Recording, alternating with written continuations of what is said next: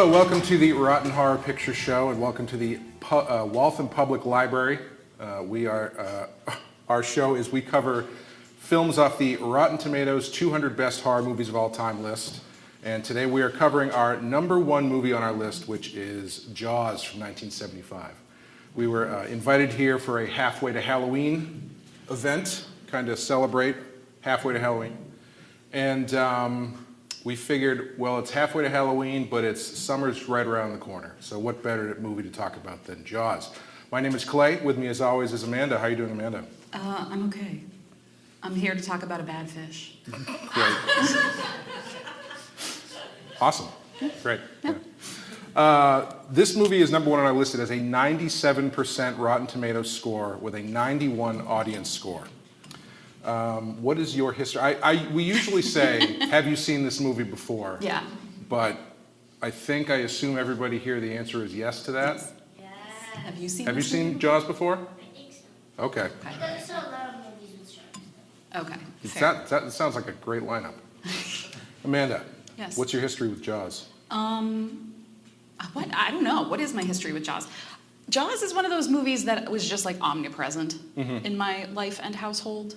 I don't really know why my parents thought it was like fine for an 8-year-old to watch, but it seemed like not on the banned list in my family at all. It was very much like a summer movie. Mm-hmm. Yeah. So it's maybe my second favorite movie. Really? Yeah. Oh, okay. Yeah, probably behind Silence of the Lambs. Wow. Yeah. Okay. I love this movie. What about you? Jaws is something that I have seen numerous times. I can't remember the first time I saw it, but it was... Neither can I, not like clearly. It was one of those movies where I think I had seen pieces of it as a child. I do actually, repressed memory coming back. This also doubles as therapy. Yeah. So Yeah. you guys need a turn with the microphone. We can pass it around. We'll get into the back-to-back of Jaws and Silence of the Lambs later. I think I remember my cousin watching this, and I caught just the perfect part to scare the crap out of me. Which part is that? I don't remember. Great. Yeah, there was a shark involved, I think. But yeah, this is one of those movies that just I've seen it many times. Yeah. Do you have a favorite viewing experience? Was there like a really a holistic experience for you? Because I have a good one. Okay, I don't, so you go. One summer, they were playing it at the Somerville Theater, in the big theater, in the main theater, and we sat up in the balcony drinking Narragansett, watching the movie in July, and it was just like the perfect movie going. And it was empty. It was like a random Tuesday or Wednesday during the day. It was the perfect movie going experience for a movie like that. Old movie, old theater, crummy beer. Yeah. I was watching it one time on my phone, and That's bleak. That's so, watching movies on your phone, unless it's out of necessity, you're trapped somewhere. Well, it's not ideal. Bleak. It's not ideal, but in this situation, I tripped and I dropped it in a pool. And so it added to the experience. So that's your perfect Jaws watching experience. I watched it jettisoned it into the sea. I watched it through 6 feet of water. It was great. Wonderful. Love it. Anyway, we're going to play the trailer for you, and we'll be right back to talk about it. There is a creature alive today who has survived millions of years of evolution without change, without passion, and without logic. It lives to kill. A mindless eating machine. It will attack and devour anything. It is as if God created the devil and gave him jaws.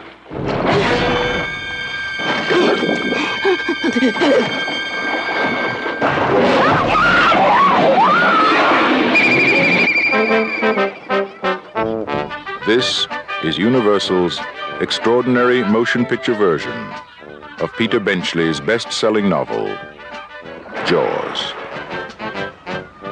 I just found out that a girl got killed here last week, and you knew it. You knew there was a shark out there. You knew it was dangerous, but you let people go swimming anyway.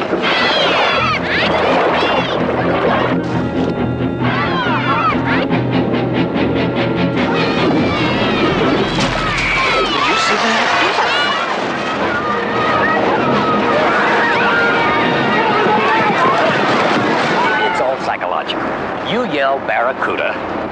Everybody says, huh? What? You yell shark. We've got a panic on our hands on the 4th of July. Is it true that most people get attacked by sharks in 3 feet of water, about 10 feet from the beach? Yeah.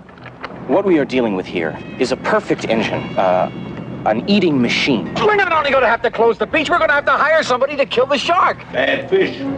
But I'll catch him and kill him. Did you hear your father? Out of the water now! This shark, swallow you whole. You're gonna need a bigger boat. That's a 20-footer. 25. 3 tons of them. Hurry up, he's coming straight for us. Don't screw it up now. Don't wait for me. Now! Shoot!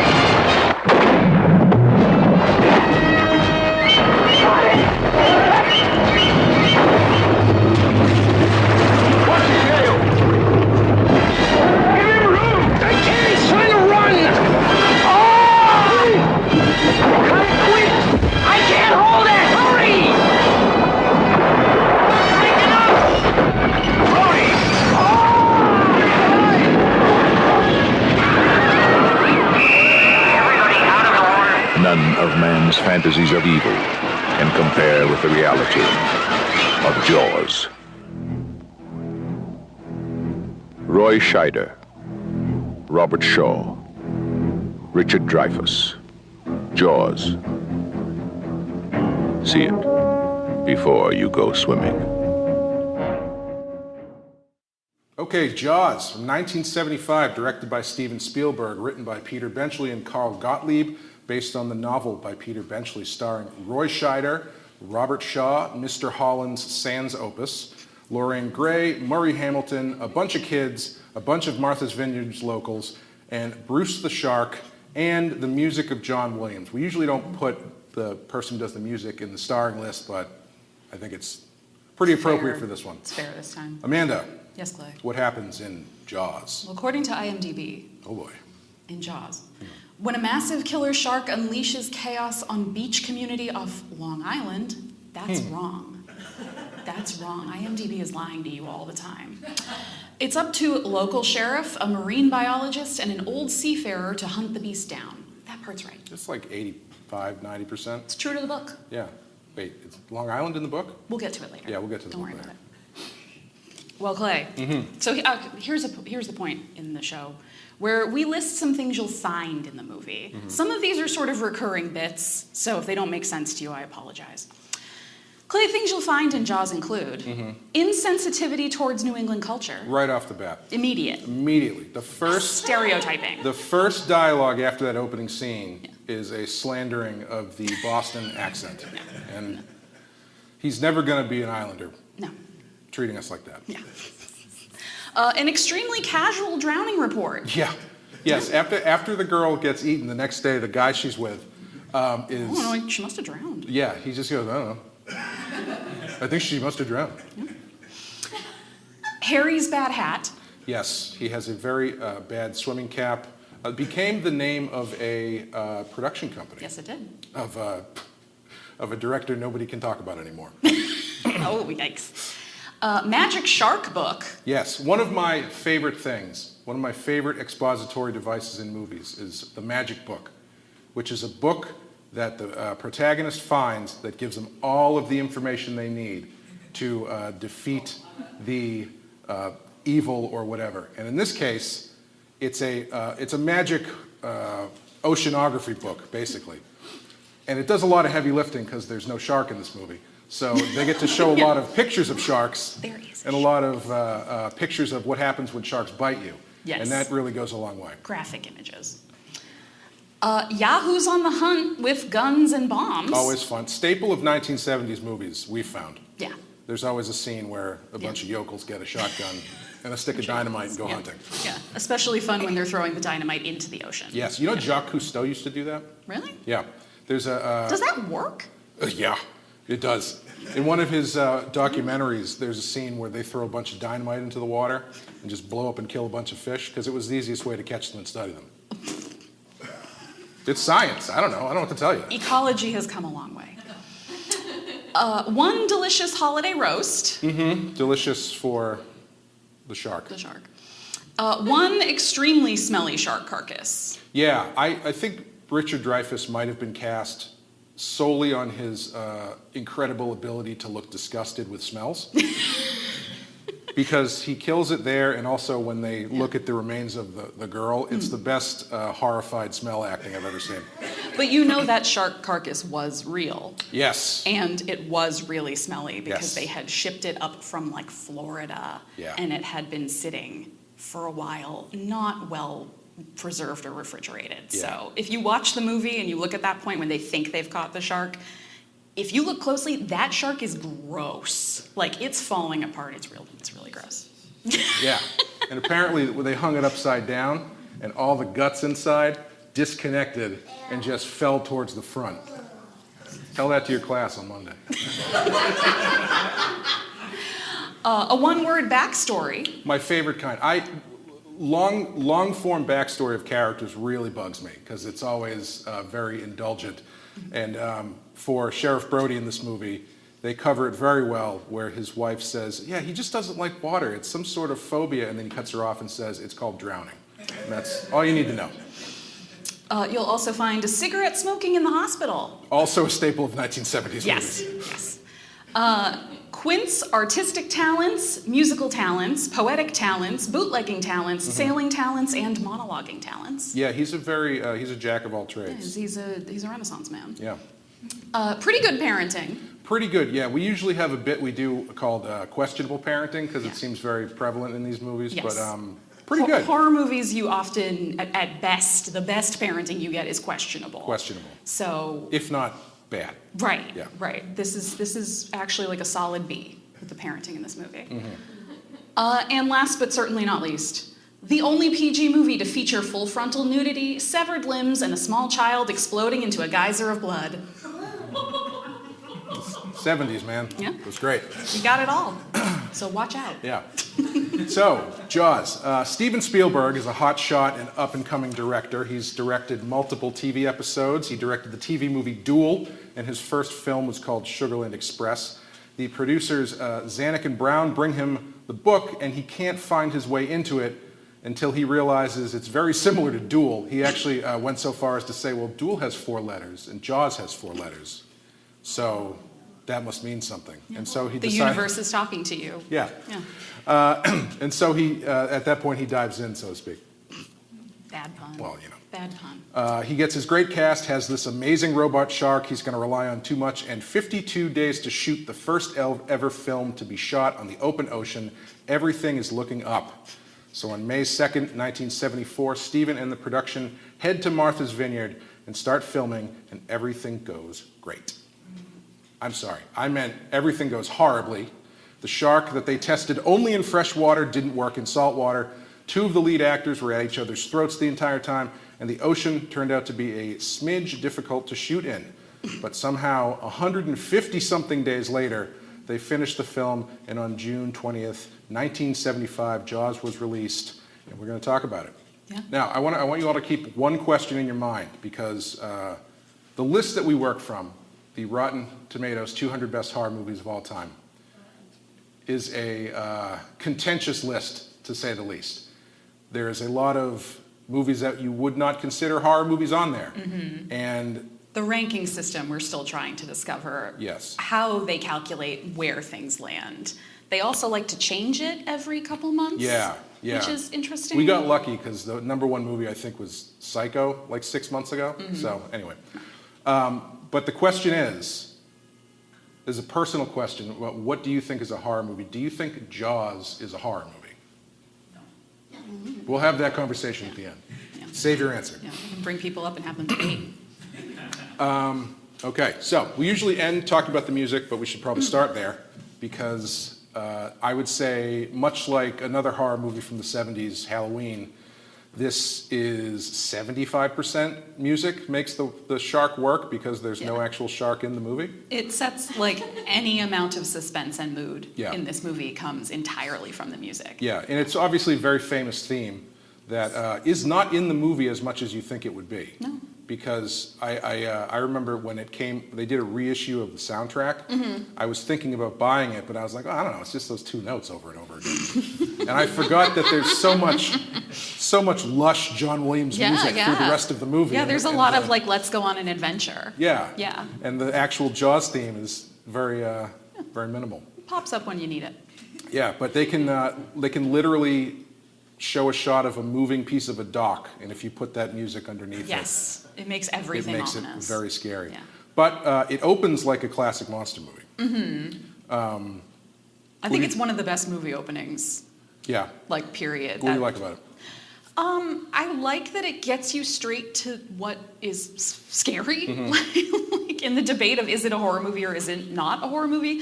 If you judge based off of the opening, that's a horror movie. That's a classic. It's nighttime. There are teens out on a beach having a party. A guy and a girl kind of go off to have some private time, and the girl gets mauled by the shark. And it's great because you see her. Once she swims out, you see her shoulders up, and they yank her around, and she's absolutely terrified and screaming, and you don't see any blood, and you don't see the shark, but you know what happened. Right. And it's such a punchy way to get you into this story. And I think the transition right into sort of the next morning, when it's Chief Brody and this beautiful, idyllic island, it's such a great contrast. Yeah. Throw you in like that. That was one of those instances where they were planning on showing the shark. And when you hear the behind-the-scenes stuff about this movie and about how much they wanted to use the shark and were forced not to, you kind of go, maybe Steven Spielberg isn't that good. Because everybody talks about how this movie is like, it's Hitchcockian. Which it is. The way that he hides the shark from you. And it's like, he didn't choose that. That was chosen for him. And he even since then has said, if he made that movie now, it'd be all CGI shark. And the shark would be everywhere and it wouldn't be as good of a movie. Yeah, Sharknado. So he's a hack is what I'm saying. But yeah, it feels almost like Creature from the Black Lagoon. Yes, I love those shots in Creature from the Black Lagoon, but in this movie too, where the camera is underneath and you see the silhouette of the swimmer above. They're like hauntingly beautiful images for the violence you're about to be thrown into. In the wake of this movie, water joke. There was another movie, a Roger Corman movie called Humanoids from the Deep, which is like if you took Jaws and mixed it with Creature from the Black Lagoon and then like sleazed it up by about 45 to 50%. So a Roger Corman movie. Yeah, it's fantastic. We're going to talk about it eventually, don't worry. But yeah, it gets right into Brody. Obviously, Steven Spielberg knows what he's doing, and the opening sequences of this movie show you what kind of filmmaker's hands you're in, because he does such a great job of introducing all of these characters, starting with Brody and his family, moving into the town, and having Brody walking through the town. The kind of moving around the town stuff that he does very often can just be, all right, we got to show the town, let's show the town. But it's actually part of propelling the story forward, because the reason he's moving through the town is to get the closed down beach signs. Right. So it's all very economical. Like this movie ends up being extremely economical in the way it's made. It's also fun when that's that scene when he's kind of walking through the town. There's a parade going on. There's all this like early summer activity, and if you pay attention, I missed it like over and over again until more recently watching this movie. You're so kind of bombarded with the life of the town that you miss the fact that all the places he's walking by are the businesses owned by the city's councilmen. Yes. Which I love. Yeah. Like there's Vaughn Real Estate, and then there's the Gazette owned by Meadows, and these are all the people who are going to sort of butt heads with Brody over how to handle the beach. Yeah, and you get a great bit of towny stuff with everybody coming out and arguing about kids people, karateing. People fence posts. Parking in the wrong parking space and stuff like that. Yeah. And I guess a lot of that stuff was improv, which for better or worse sometimes. Some people are better at it. Later. Yeah. What do you like about the town? What do I like about the town? Yeah. Like in general, the people in the town. I think in this movie they feel very real. Like nobody feels sort of like a caricature. The person who gets closest is the mayor. Like he can sometimes feel like he's being so obstinate just for the sake of the story. But at the same time, yeah, you could envision this kind of guy saying like, well, let's just wait, it'll blow over. Yeah. But everybody feels very genuine. People feel like real people in this movie. They even, where we're saying some of the improv works, some of the improv doesn't. Yeah. But the way people talk, like they interrupt one another, they talk over each other. There's things happening in the background, and you can hear like Ellen Brody tending to the kids while Sheriff Brody's on the phone. So I enjoy that little kind of slice of life realism that it gives you, and it really feels like a small New England seaside town. It definitely does. Like, yeah. they didn't Hollywoodify it, and they kind of let it be what it is, where parts of it are very beautiful and parts of it are kind of just like, I don't know, some sand dunes with some scrubby brush on it. Yes. You know?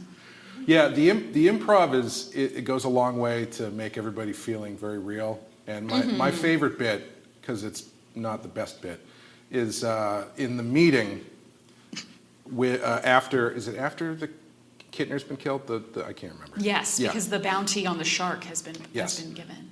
They focus in for a second on three people, and there's this one woman who's really going for it, and being like, well, I can't afford to shut my store down. I've got bills to pay. And then she turns to the next guy to let him in, like a good improv partner does, and goes, what do you think? And he just goes, I hope they don't close the beach. And scene. Yeah, good enough. Killed it. But inside that realism, I think, is the Brody family, because I think one of the strongest things in the movie is how much the Brody family feels like a real family, and a family who isn't on the rocks or something. You did not read the book. No. What are you kidding me? This is a library. Yeah.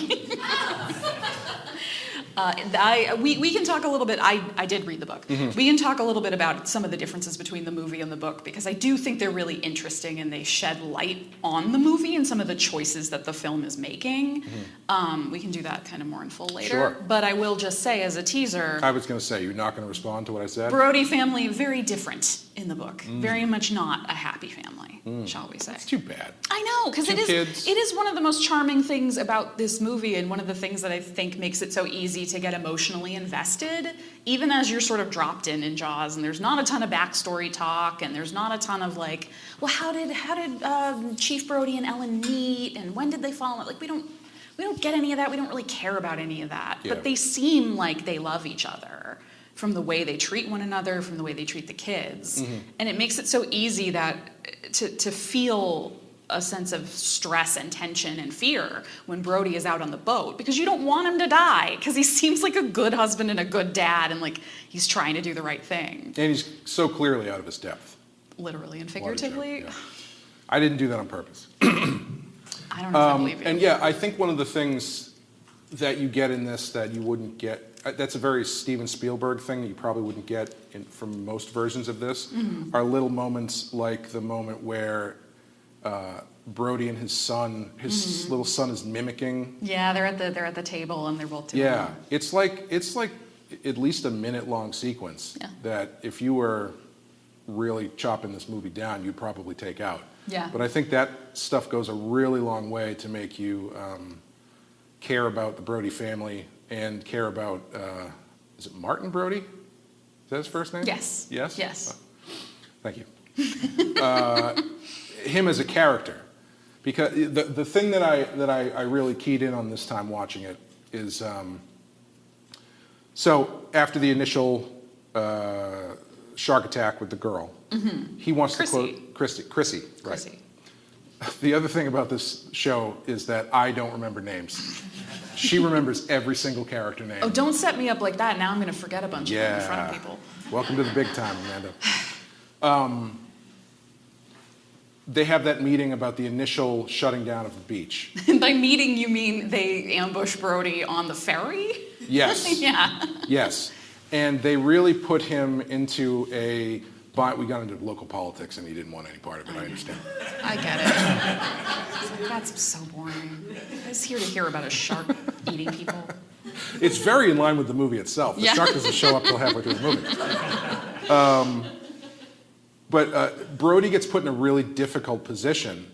Yes. And not only in the scene with the ferry where they're angling him to not make a big deal out of this because it could be anything, and the coroner kind of reverses what he says. After the Kittner boy dies, they have that second meeting, and that's where he says, we're going to close the beach, and then the mayor undercuts him and says, only for 24 hours. Yeah. And what I keyed into this time is that the second half of the movie is kind of propelled by essentially by Mrs. Kittner slapping him in the face.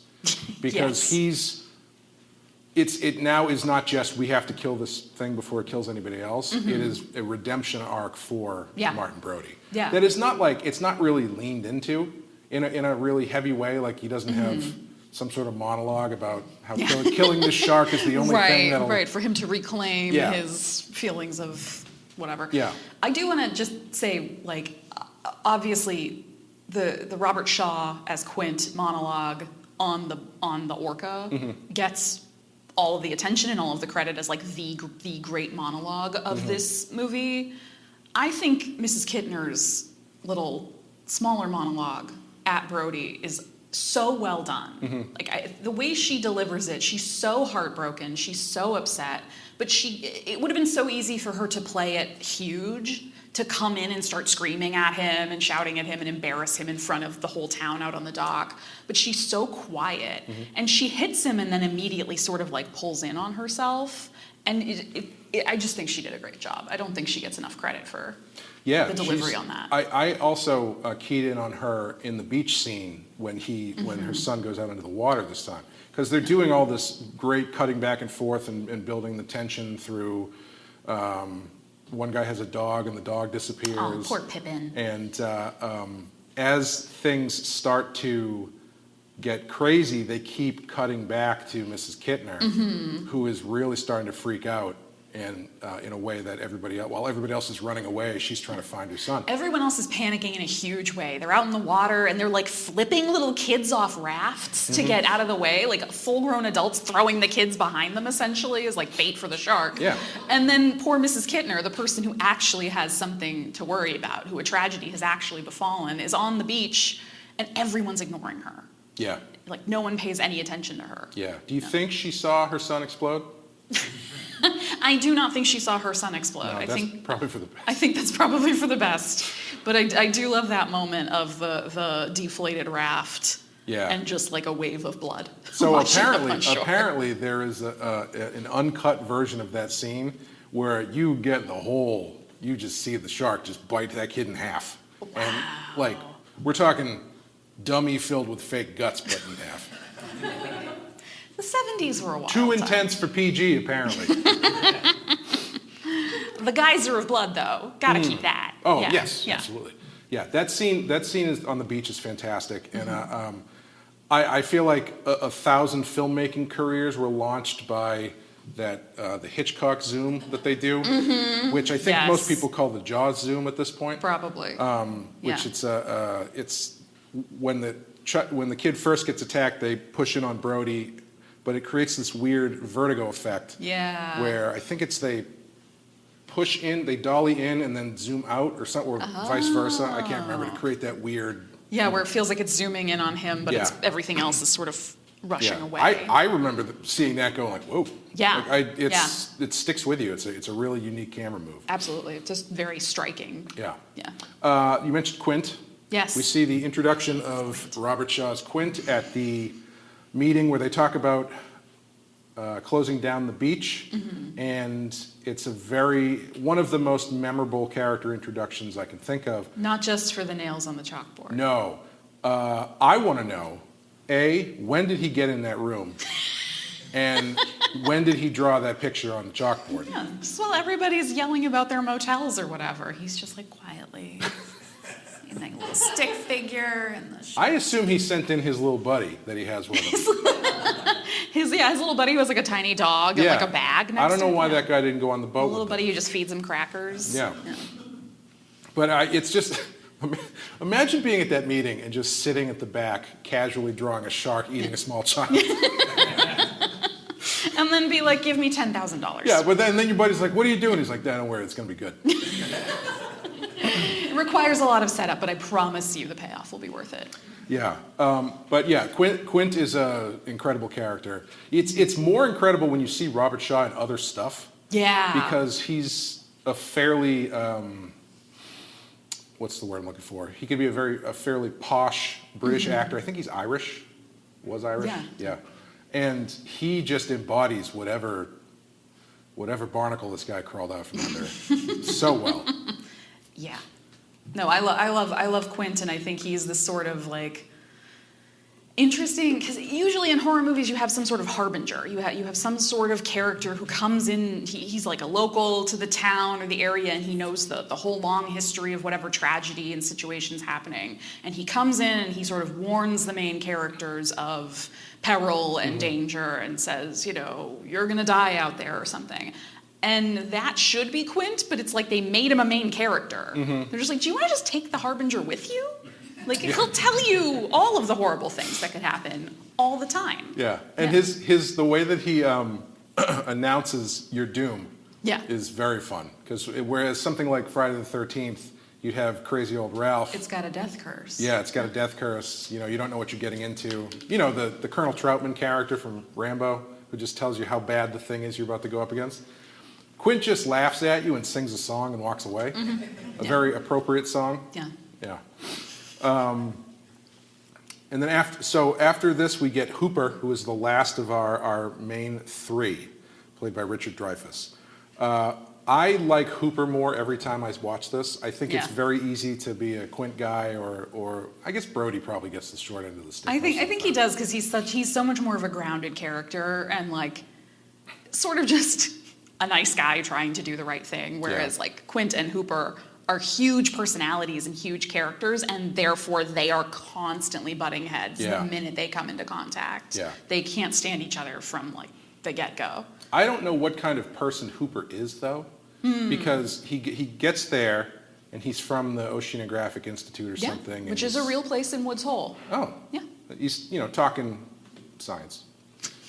And then he shows up unannounced at the Brody household in a tie and a jacket with 2 bottles of wine. He didn't know what they were serving. Right. He invites himself in and then proceeds to eat their food because nobody else seems to be eating it. Yeah. Is that something he does all the time, do you think? It's an interesting question. Yeah. I don't know. They seem to have hit it off, right? Yeah. Like Brody and Hooper seem that they kind of come to an immediate alliance of, oh, you're talking sense, and oh, you seem like you actually want to save people's lives. Let's our powers combined. Yeah. But yeah, no, I don't know if he just walks into people's houses and says, "You need that? Can I have that?" No. I've tried it. It doesn't work. Getting the police called. Yeah, generally. Well, yeah, the thing that one of the reasons I really keyed in on him this time is I really started to notice how from the minute Hooper meets Quint, he is trying to impress him. Because the first time they meet is right before they go out to hunt the shark, where Quint gives Brody the moonshine to drink. And he's like, don't drink that. And he hands it to Hooper, and Hooper shoots it immediately, and then starts telling Quint about his bona fides and stuff like that. Yeah. There's definitely a sort of like Hooper wants to be in the club. Yeah, definitely. Like he wants someone like Quint to take him seriously. Yeah. I don't know if that's so much of a I want to impress this person specifically, or more of a younger man just trying to prove himself to the old salt. Yeah. He seems to have 2 very conflicting sides of his personality, where he wants to be a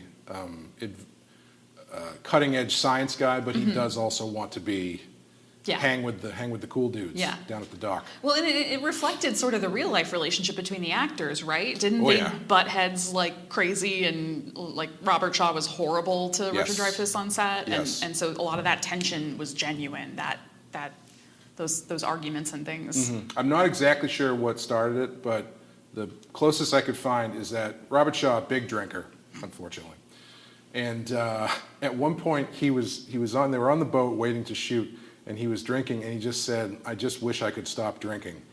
And Richard Dreyfuss took the glass out of his hand and threw it into the water. And from that point on, Robert Shaw made his life a living hell. Yeah, fair. Yeah. Yeah. So yeah, I think that animosity definitely does come through. Yeah. But the three men are such an interesting, they create this really interesting triumvirate between them because they all have the common goal, but they all want to go about it completely differently. Mm-hmm. And there's a weird sense, at least that I get, and maybe other people disagree, but I get kind of If you do, keep it to yourself, please. No, you can tell me, that's fine. I kind of get the vibe that Quint actually does respect Hooper more than he respects Brody in some ways. I think he likes Brody more as a person, but he treats Brody almost like this is a kid, like this, or not a kid, but sort of I'm responsible for him. He's not capable of being responsible for himself. Yeah. Whereas Hooper drives the boat, and Brody just gets to throw fish guts and blood into the water hour after hour. And where Quint gives Hooper a really hard time when he can't do something or doesn't do something, he just kind of like gently laughs at Brody for not being able to like tie the right knots and things. He's like, "Oh, you'll try again. You'll get it sometime." It's like a very almost condescending. It reminded me of a father talking to a child, kind of. Yes. Because he's very, I guess, kind of with both characters, because he's very hard on Hooper in a way like he expects more from this guy. But with Brody, he literally does that thing where Brody screws something up and then he pulls him aside and like very gently says, "Next time, just ask me which rope to pull." Right, exactly, yeah.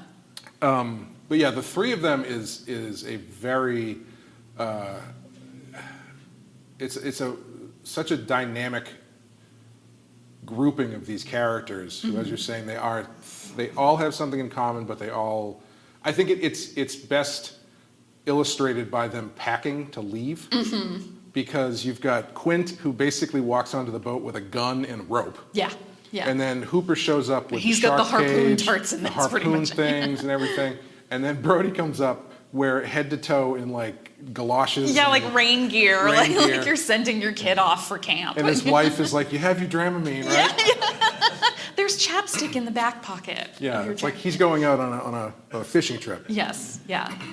I also think they're an interesting cross section of like both like class levels, like socioeconomic class levels, but also different types of masculinity, like styles of masculinity, where you have like Quint being an almost over-the-top macho stereotype. He's dirty and he's rude and he listens to no one. He's the only captain on this ship. He clearly doesn't put any stock in Hooper's fancy toys or his education.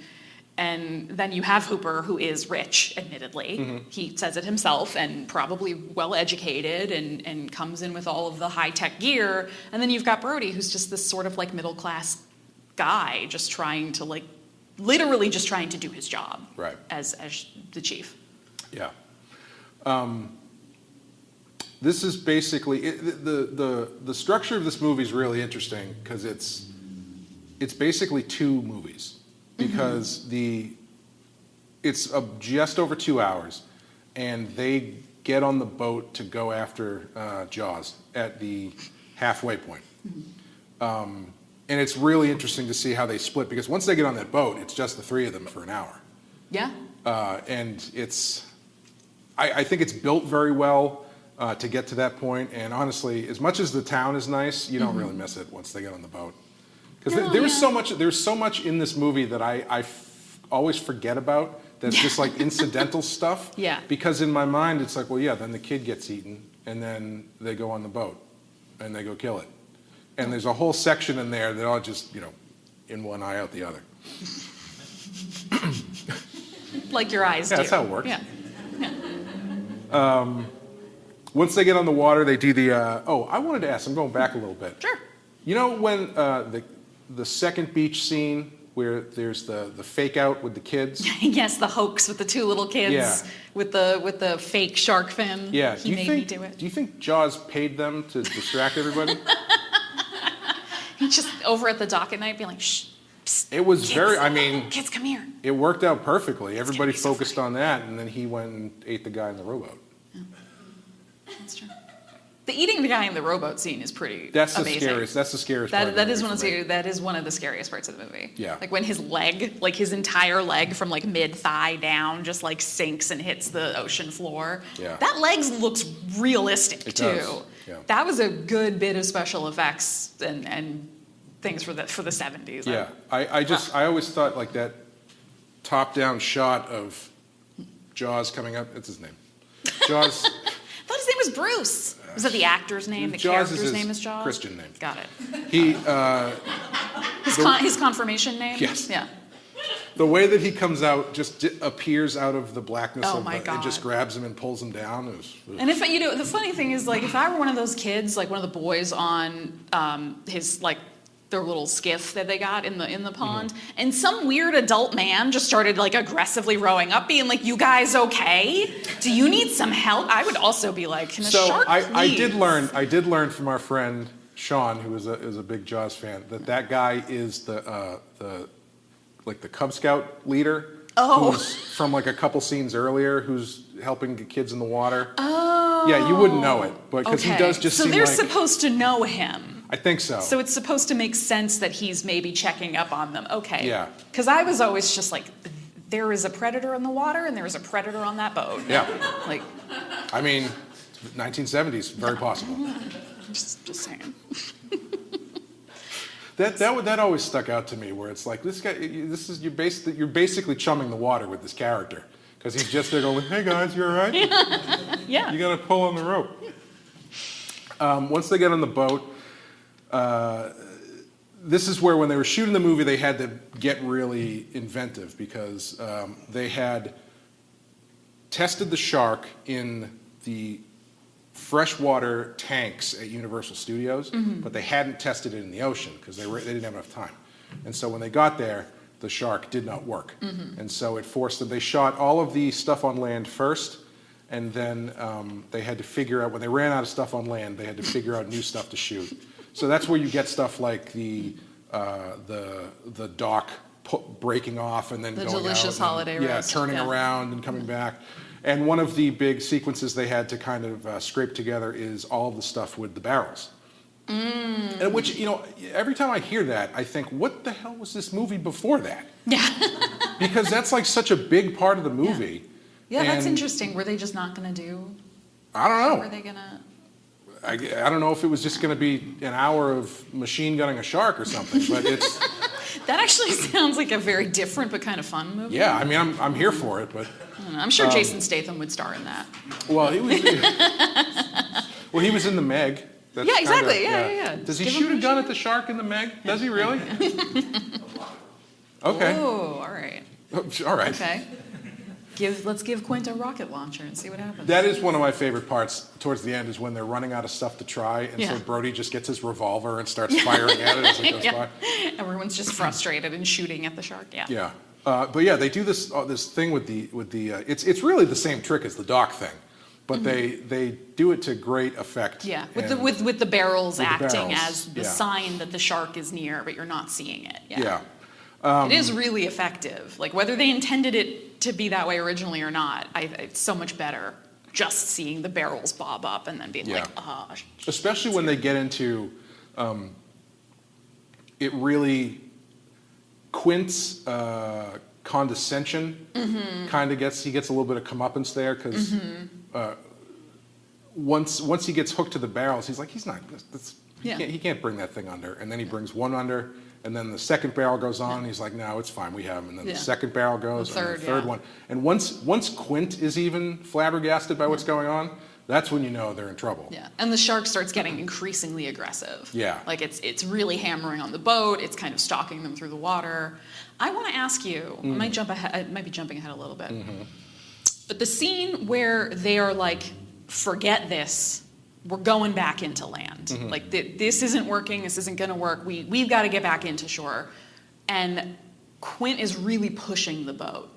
And Hooper says, you can't, like, you got to ease off, you're gonna blow the engine. And Quint pushes it even harder, and it does exactly what Hooper thought. Do you think Quint did that on purpose? Yes. Yeah? Yeah. He has some sort of. Do you think he knew he was doing it on purpose? I think so. Yeah. Yeah, because I mean, he smashes the radio Yeah. beforehand. So he's out there to win. But he's the one who turns them back in. So I've always found it a little like, is he really just panicking? Like, is he having kind of a PTSD reaction? Maybe. And he thinks he's just... Yeah, I hadn't considered that. I always thought it was that he has this sort of it seems like he has a bit of a death wish. Yeah. Yeah. Or at least he's a vendetta where he...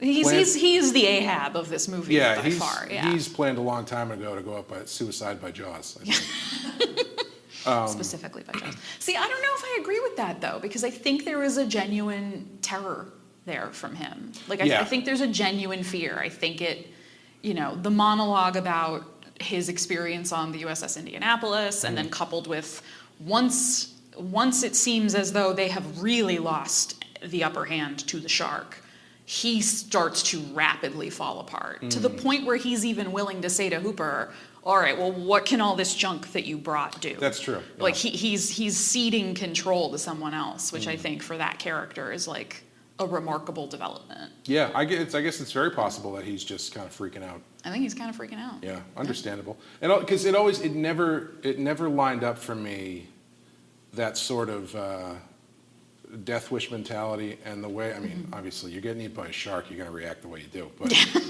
But when he gets, you expect that guy with that mentality, once he gets eaten by the shark, to be like, let's go. Yeah, exactly. That's exactly. And instead he's desperately trying to grab for Brody. Like, he clearly does not want to die. Right. This isn't a like, I'm going to leap at the shark with a machete in my hand. You ever see this is different. Rain of Fire? Dragon movie? Yes, I have. That's what Matthew McConaughey does at the end of that movie. It's pretty awesome. How do you somehow manage to work Rain of Fire into things like frequently enough that it's something I've noticed? Have I done it more than once? Yes. Oh, no. Well, it's a good movie. Your secret favorite movie, Rain of Fire? Honestly, kinda. That was one where when I got to college... It's Matthew McConaughey's beautiful blank face, just entrancing you? That was the one where I got to college. I was like, you guys seen Rain of Fire? And almost everybody was like, no. It's a dragon movie. It's a dragon movie with Matthew McConaughey, Christian Bale, and Gerard Butler. So you should be all over that. Did I just hear an audible gasp from that? Yeah. Did you not? Have you never? You got to watch it. It's unbelievable. And it's got some of the best dragon stuff I've ever seen. Yeah. It's directed by the best director who worked on the X-Files. It's awesome. It's exactly what you think it's going to be. Yeah, it is. It is exactly. If any of this sounds appealing to you, then you will like it. Yeah. If it doesn't sound appealing to you, skip it. It's not worth it. Imagine Matthew McConaughey playing Quint from Jaws, but like dialed up to 15. And yeah. So if your knee-jerk reaction to this explanation of this movie wasn't hell yeah, then it's hell no. Like, this is not one I would go to bat for. That's fair. Yeah. There's some movies I will like try to convince people and be like, no, really, you'll like it. Like, I know it doesn't sound like it. You're going to like it. Yeah. You're going to like Rain of Fire. All right, we got to get back to Jaws. Come back. So, come back. The great thing about the boat sequence is they do allow for a musical number. A musical number, and for these guys to really start bonding in a very fun way. Yeah. And they managed to do the best version of another thing that I hate, which is like midway through the movie, they always have that scene where things get quiet, and then they all tell their backstory about why they're doing what they're doing, and it's always terrible. Except in this movie. Except in this one, where they do it through sharing scars. Yes. But, and I know they talk about the Indianapolis, everybody knows about that. What I want to talk about... Just a hand wave, one of the biggest naval tragedies in American history? Yeah, we get it. It was terrible. What I want to talk about... Is Mary Ellen Moffat? No, is that just in this, the potpourri of stuff dropped in this scene by our friend Quint, is the fact that he entered an arm wrestling tournament to celebrate the death of his third wife. Her demise. Excuse you. Which he then placed second in. Yeah. I want to see that movie. When they were trying to make a sequel to this, Steven Spielberg wanted to do, well, what if we did the Indianapolis? Oh, wow. No, nope. That would be a dark movie. Quint, arm wrestling. I want to know how he for the love of his son and a Mack truck. I want to know how he convinced 3 separate women to marry him. How is that very man charming. been? I mean, he's got a je ne sais quoi, but like, he also doesn't look like he's seen a shower in a really long time. Yeah. He also seems like he'd be a kind of abusive husband, to be Yeah, honest. yeah. He seems like he'd be like smacking It's his a partner wonder around. he was married 3 times, Yeah. but not a wonder that he was divorced 3 times. Yes. Well, She died. that's true. Yeah. Who's to say Yeah. what happened? He didn't say ex-wife. He That's said true. my third wife's demise. Yeah. Yeah. Anyway, It's your favorite part of the movie? it is now. Like, it really stuck out to me this time, and I was really sad that they never followed up on that. That's the one time where I was like, okay, give me 5 minutes of backstory. You like pause the movie. Yeah. I need to know more. Yeah. I also would like to mention, I'd like to dispel an urban myth about this movie. Oh, please. The shooting star that goes overhead that everybody says is real, fake. Are you serious? Mm-hmm. Oh, that's so disappointing. Yeah, I was looking it up online after I was watching, I think it was like Last Crusade or something. Yeah. Saw the exact same thing, and I was like, that's too close. And I looked it up, and even though he said it was real, he does it in multiple movies. So. You're just taking the magic out of everything. So the shark was a mechanical creation. Don't tell me that. I thought it was real. That didn't work. That is a bummer, though. That was one of my favorite little, like, bits of trivia to tell people about this movie. Like, oh, did you know the shooting stars in that scene? And they're actually happening. Yeah. It's weird because that comes up so often, and no one ever brings up the arm wrestling tournament. Of all the fun things that happen in this movie, see shooting stars all the time. All the time? Yeah. You might need a doctor. I 2 movies. I watched 2 movies back to back that had them, and they were both fake. So at this point, we're driving towards the end. So this is, I would say, if on the short list of movies you could say are probably perfect movies. Are you writing the list? Yeah. Okay. I think this is probably on there. But this time, I did feel, I'm curious to see how you feel about this. I think the cage stuff, I think they could have cut that stuff. Really? It's good, but like as I was watching it, it keeps, the drive towards the end is building and building, and then it literally stalls out when the boat dies. And then it kind of grinds everything to a halt. I don't know if I agree, though, because I think the fact that, like, they are stuck. Like, they're physically stuck. The boat has literally stalled out, so the action has stalled out. And they're desperate, because at this point, they know what a threat the shark is. It's killed multiple people, it's started to destroy the boat, it's kind of outsmarted them, even. So the idea of, like, you have to stop and make the decision that you're going to go in the water with the shark. You have to spend the time building the cage and getting ready to go in the water with the shark.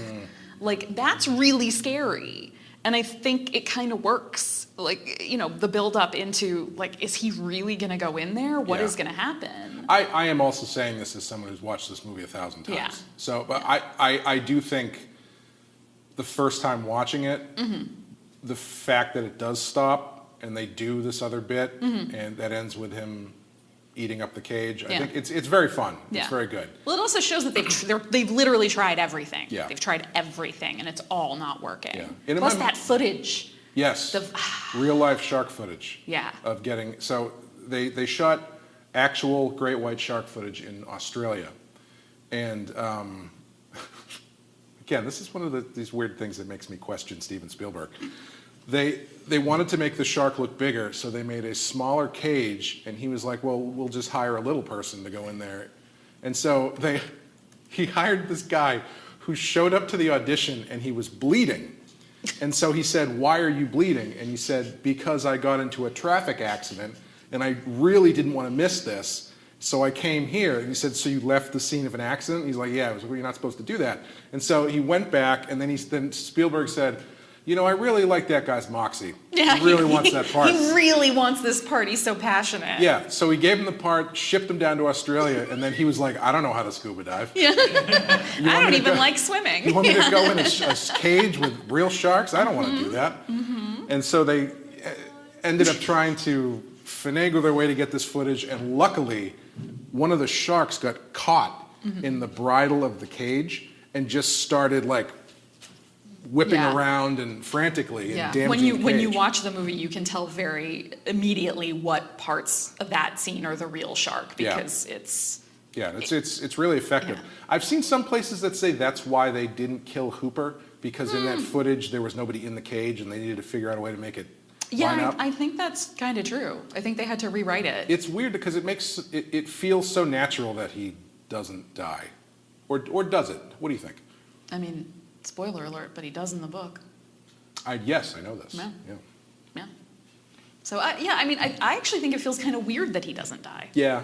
Like, I'm glad he doesn't. I like Hooper. I don't want him to die. But it feels strange. Like, it feels weird that Hooper goes in the cage goes in the water, shark's in the water, et cetera, et cetera. Yeah. And then everybody's gone, because he's gone, shark's on the boat, Quint gets eaten, it's just Brody. Mm-hmm. And then Brody defeats the shark, and then Hooper gets to just like come back and be like, "Hey, we did it!" It's like, you hid on the ocean floor. I did it. It is really funny when you see him, once he gets out of the cage, there's like this insert shot of him hiding behind a rock Yeah. at the bottom of the ocean. Like- And I guess just stays there until things blow over, I Yeah. guess. He's got a whole tank of air, so That's true. just Yeah. hang out. Yeah, I mean, who knows? The boat may have floated. He might have been hard to find. I don't know. It's dark down there. I know. But it is really funny, the idea that he might just be like crouched on the sea floor, just like waiting for someone else to handle it. Yeah. Like, But yeah, the final sequence is just an all-timer. And it happens, that's the other thing about the cage stuff, is it doesn't bother me too much because the final showdown with the shark happens very quickly after the I cage always stuff. forget Yeah. how fast, like in my mind, there's always a little bit more time when it's just Quint and Brody on the boat, but it's really quick. Like Hooper's out of the picture and then Bruce is eating the stern. Yeah. Like very quickly. Yeah. And yeah, chops the boat up. Quint, We have a visual aid. dead.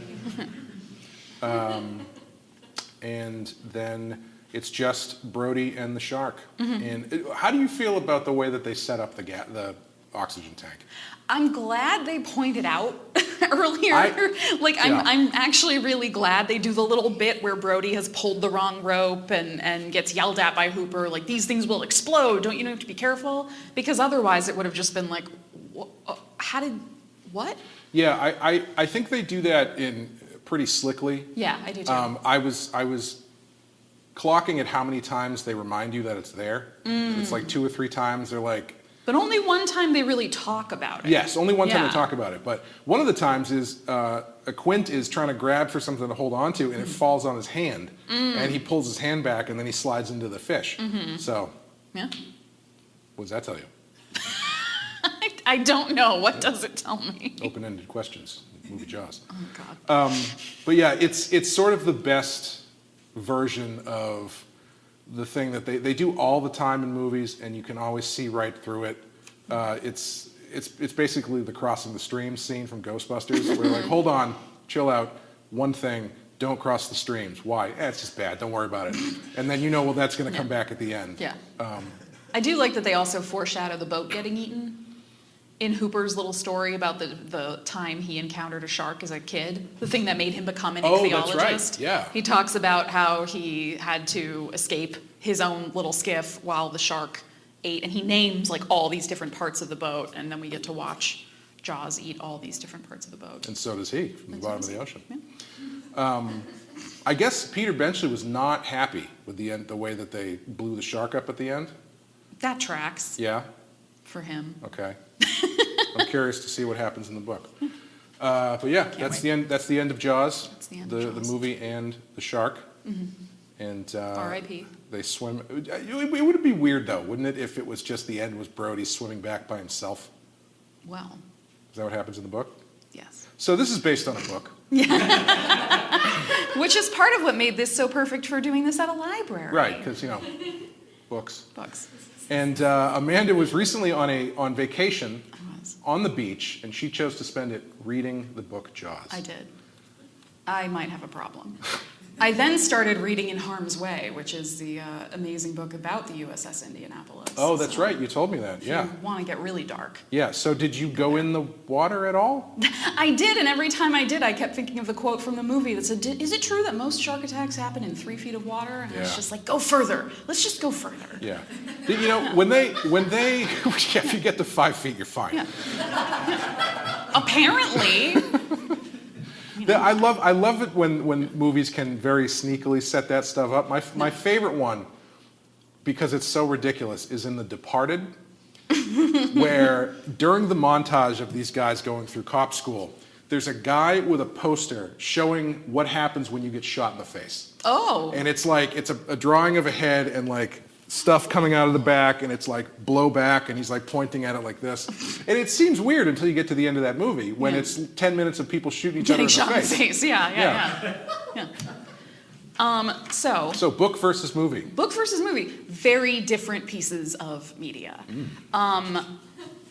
The book is much, much more focused on class issues. There's this tension between the summer people. Hold on. Should I get that kid back? Yeah, come on. We gotta tell you about class warfare and socioeconomic The stratification. GDP of Martha's Vineyard is Yeah. very important to talk about. Well, one of the interesting ways in which they do this is through the Brodies. So Martin Brody in the book is an islander. Like He's not from New York? No. Oh. No, and she is from New York, but she's one of the summer people. Okay. So the Amity in the book is off the coast of New York. It's like near Long Island, and Brody is a native of the island, and Ellen is one of the people who comes from a rich family, and her family comes and vacations there, and they kind of meet through like serendipitous speeding ticket or something. You get a lot more of their backstory. In a boat? No. Oh. She's on a date with another guy, and he's driving her home drunk. Oh. And gets in trouble. And she thinks that Brody is a dashing young officer. Oh, okay. A love story ensues. Sure.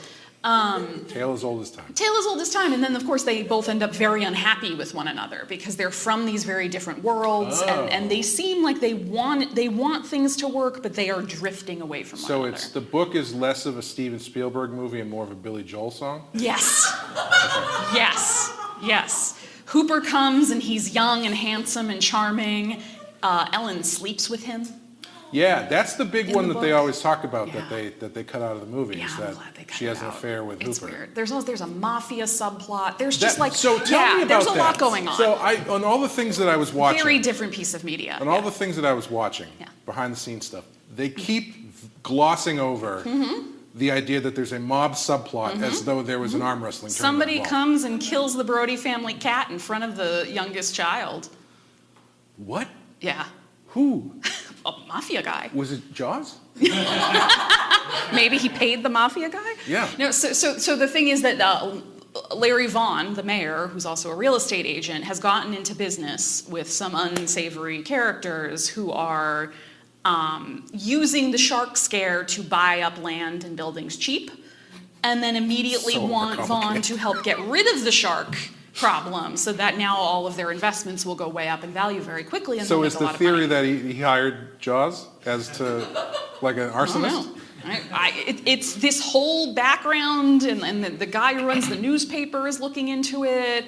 But the point of all of this is that in the book, Brody is much more integrated into the community, and so he is much more torn between a sort of feeling of loyalty towards the other business owners and long-term residents, and is more willing to kind of go along with their ideas about not closing the beaches and downplaying things, keeping certain stories out of the news. Yeah. And it leads him to feeling a lot more guilt. And Okay. having that redemption arc that you said as you said in the movie, it's pretty subtle that he feels guilty about what has been going on and his complicity in it. In the book, it's much more overt. Interesting. Yeah, Which one do you like better? the movie. The book is fun. Hear that? Like, Library? no, the book is fun, and honestly, it's a really quick read. Yeah. Like you can That's read so, through it really fast. I always find that stuff really interesting. I recently read Psycho, and it's almost like beat for beat the movie, except that Norman Bates is like short and fat and bald. And that's basically the only thing that's different. That he's just not like handsome. Yeah. You mentioned the mayor. One of the two things I wanted to talk about that I forgot to talk about earlier. Please. Have you watched this? Is this the first time you watched this since the pandemic? No. When you did the first time, did all of the shutting stuff down stuff land slightly differently for you? You know, I hadn't thought about it.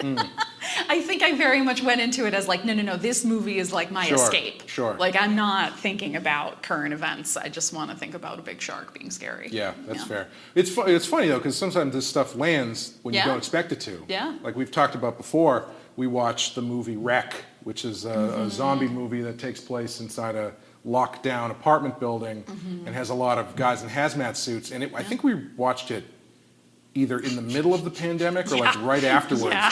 And this is a movie that most people are like, oh, that movie's great. And we were both like, well, I didn't like that. We don't need this. Yeah. Too soon. Well, yeah, exactly. Yeah.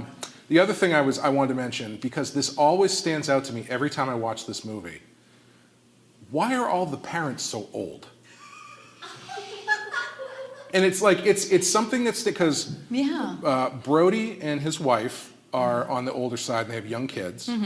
Kittner's mother and father both seem to be very old, well, not very old, but like older, like in their 50s. Yeah. And Kittner's a very young kid. Yeah. There's not many teenagers in this movie. It's usually, it's basically young kids and older adults. Right, and there's the college kids from the very beginning. Briefly. Yeah. But I started thinking, have you seen The Fablemans? No. Well, you know how people start to read into all the things Steven Spielberg has made because of his family dynamic and all that kind of stuff.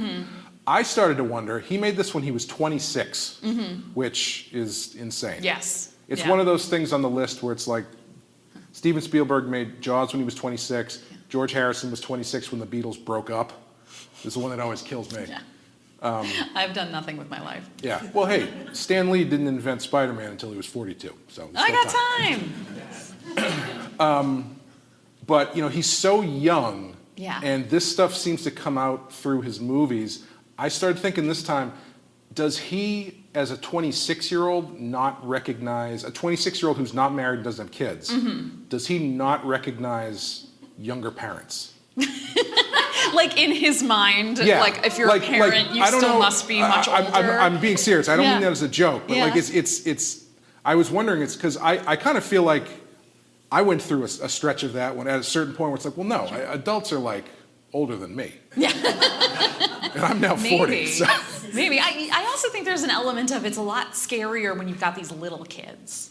Sure. Right? Yeah. Like when you have small children in peril, that amps up the fear factor. Because they do age the kids down from the book. Do they really? Yeah, there's 3 Brody children. There's 3 sons in the book. Yeah. And they're like, I think like 16, 14, and 10 or something. Okay. Whereas in this, clearly the littlest one, Sean, he's barely not a baby. Like he's doing, do you know the Muffin Man in the sand? Like he's. Why not make Mrs. Kittner like 25 or something? I don't know. It's something that always stands out to me that it's never commented on. Yeah. It's just a detail where all of the parents seem to be older. It is an interesting choice. Yeah. I don't really know if it was an intentional one. Yeah. Or what? Or a subtextual, subtextual one. A Freudian choice. I do want, if people are interested, and my computer will agree with me, would anyone object to hearing how the book ends? Does anybody? No one objects? All right, I'll do this quickly, I promise. You're not going to read it. I am going to read it. No, they're not going to read it. It's like I'm going to read it. It's right here. All right, so this is the very end. Quint is dead. In the book, Hooper is also dead. The boat has sunk. Brody is alone. Quint dies differently, right? Doesn't he get he drowns, I think, right? Quint dies pretty much the same. Oh, I thought I read that he gets pulled underwater and drowns. He gets pulled underwater and eaten by a shark. I didn't read it, but I'm going to argue with you. Now you understand the dynamic here. Two people removed told me he doesn't die that way. Yeah. So it must be true. Yeah. Yeah. So Brody is totally alone. He is just clutching a seat cushion, essentially. The rest of the boat is gone. So he's waiting for death. He's in the water, sharks in the water, et cetera, et cetera. He's waiting for death. And this is how the book ends. Nothing happened. He opened his eyes. The fish was nearly touching him, only a foot or two away, but it had stopped. And then, as Brody watched, the steel-gray body began to recede downward into the gloom. It seemed to fall away, an apparition evanescing into the darkness. Brody put his face into the water and opened his eyes. Through the stinging saltwater mist, he saw the fish sink in a slow and graceful spiral, trailing behind it the body of Quint, arms out to the sides, head thrown back, mouth open in mute protest. The fish faded from view, but kept from sinking into the deep by the bobbing barrels. It stopped somewhere beyond the reach of light, and Quint's body hung suspended, a shadow twirling slowly in the twilight. Brody watched until his lungs ached for air. He raised his head, cleared his eyes, and sighted in the distance the black point of the water tower. Then he began to kick toward shore. That's it. That's Wait, it. So the shark just dies? I guess. That's terrible. I got to the end of this book and tried to, because I obviously read it on an ebook. I tried on my Kindle to turn the page, and then it was thank you for reading this book. And I was like, what? Did he just meet his page count quota or something? Or? I don't know. I don't know if it's. I have no idea. You guys get it. Control S. Yeah, pretty much. Yes. It was one of the most bizarre. So when you were asking earlier about how do I feel about them blowing up the shark, I was like, I feel great about it. So Peter I love Benchley it. would have preferred that? Yes. Ugh, Yes. boy. Yeah. Would you also like to hear some alternate titles for Yes, Jaws? please. These are incredible. Oh my God, you guys. That, and There's the ending. so many of them. This and the ending makes me feel the same way as I do about Steven Spielberg now. I don't trust this guy. This is a hack. No. So this might be a little bit apocryphal. I don't know how accurate this actually is, but the sort of gossip is that when Peter Benchley wrote this book, it was literally going to the printer, and he was out to lunch with his editor, and they were like, well, we have to name it something. We don't have a title. It's going to the printer today.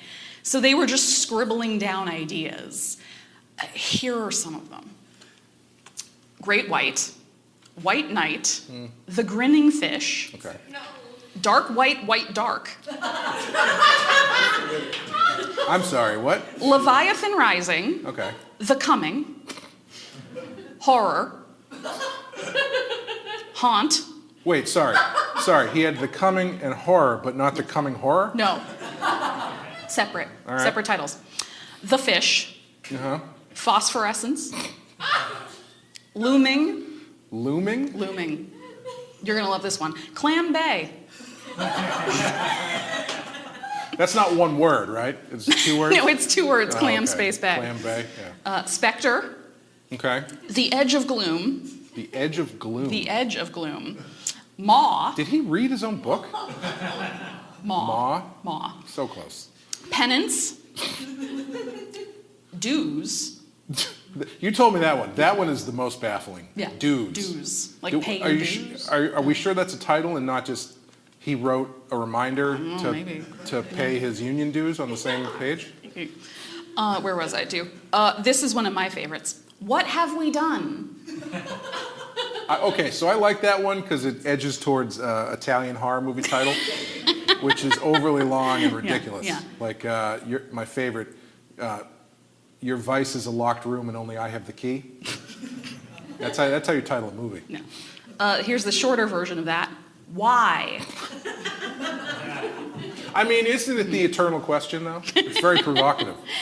We've also got Shadows of Despair, which I would like to report that he had on his list twice. Shadows of Despair. Shadows of Despair. Who's buying Shadows of Despair and expecting a fish book. Fish book? Not me. Okay. A Question of Evil. All right. White Evil. Havoc.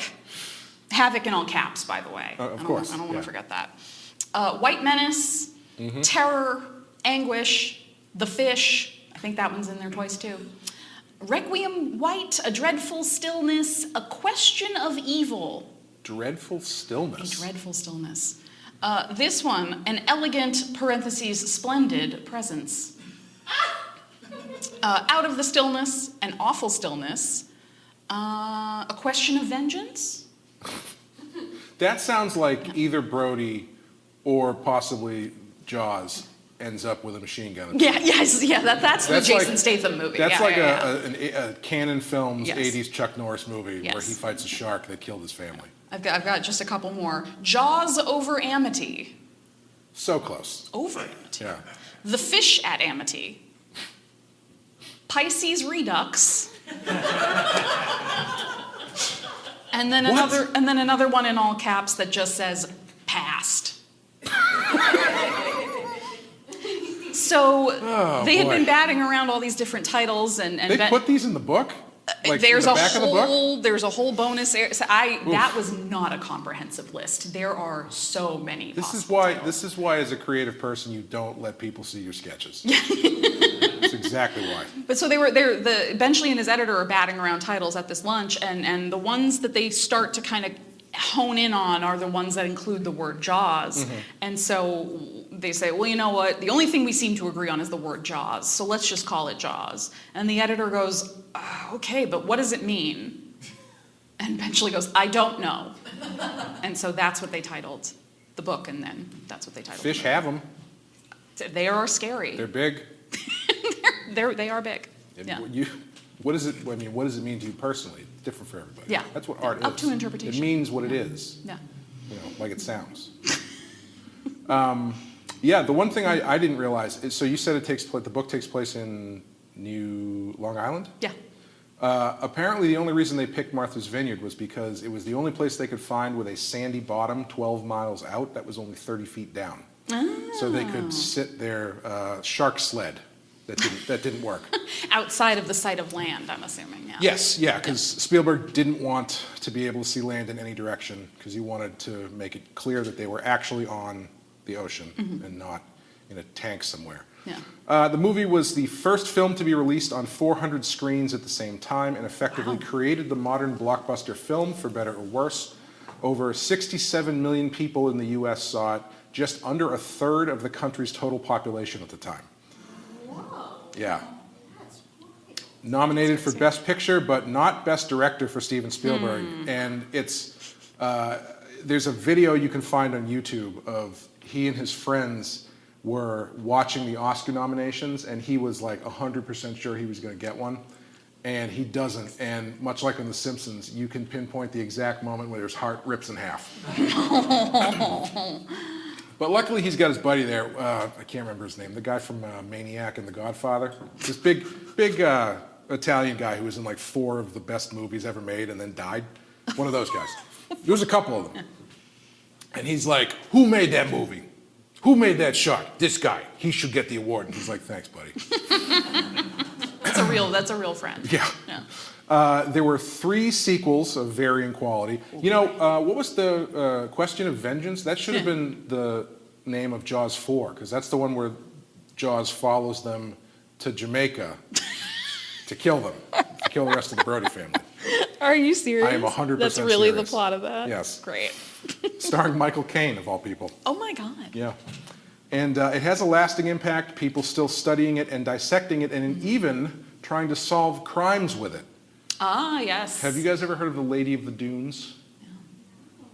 So, would you like to give us a rundown of what the Lady in the Dunes is? Sure. I forgot to look it up. In 1974, a young woman's remains were found in the dunes off of Race Point Beach near Provincetown. She had been obviously murdered. She had had her hands cut off. And I don't remember if she had any like head or facial mutilation or anything. It seemed like it was one of those, like, whatever was done to make it impossible to identify. Yeah, exactly. And so she remained... Could it have been a boating accident? No. Okay. One of the things that sort of mystified and horrified people was that she was found and her clothes were sort of neatly folded in a little pillow under her head. Like she had been very much left there on purpose. And so she remained a Jane Doe, and she was referred to as the Lady of the Dunes for decades. When was it, like recently? It was in the past, like, less than 10 years ago. Oh God, yeah. Yeah. They identified her as a woman named Ruth Marie Terry. Oh, okay. Yes. They identified her. I was going to say the person who brought this, the reason that we're talking about this Yes. is because Stephen King's son, Joe Hill, who is also an author, thought that he had identified this woman in the background of Jaws. Yeah. And it was based on her because they had sort of forensic sketches of what she must have looked like. They knew what her hair color was. They knew her height, her kind of build, things like that. And so yeah, in the scene where the ferry is coming in and bringing all the tourists in for 4th of July weekend, there is a woman who bears a resemblance to those initial sketches, and Joe Hill was pretty convinced it was her. Yeah. It was not. She was just some poor girl who had decided to be an extra in the film. Yeah, Yeah. that's too bad. Man, people are weird, aren't they? You cut her hands off, but you're like, you know what, she needs a pillow. Yeah. It's very strange. Yeah. Well, her husband did it. Oh, well, obviously. Yeah. That's usually what it is. He was a bit of a career criminal. Mostly, I think from what I've read, it sounded more like slightly more petty things. He had been suspected, I think, of murdering another woman. Mm-hmm. But genetic genealogy and all of that stuff that's been coming out in true crime recently, they use that to identify her and identify her killer. Wow. Yeah. That's interesting. So, mystery solved. Yeah. No more mysteries about Jaws. There's no Lady of the Dunes in Jaws, and the shooting star Shooting isn't star real. is fake. So we're just here to ruin all of the trivia. Also, about Bigfoot's Jaws. not real. The Loch Ness Monster is fake. That's the one that kills me. I wish the Loch Ness Monster was real. What about the Lake Champlain monster? Have you not heard of the Lake Champlain monster? Champ? We can talk later. It's the one I wish was true and scares me the most. The Loch Ness monster? Yeah. Always scared me. Probably because I watched this movie too young. Yeah. I think that's going to do it for our coverage of Jaws, but I did ask you a question at the beginning of this discussion. Is Jaws a horror movie? This is number 1 on our list. Mm-hmm. Amanda, how do you feel about that placement? Would you call Jaws... hands, in the audience. Mm-hmm. Jaws, horror movie? 1, 2, 3, 4, 5. Oh, are we going to Not a horror movie? Are we going to get a perfect 50-50 split? 1, 2, 3, 4, 5. Oh, come on.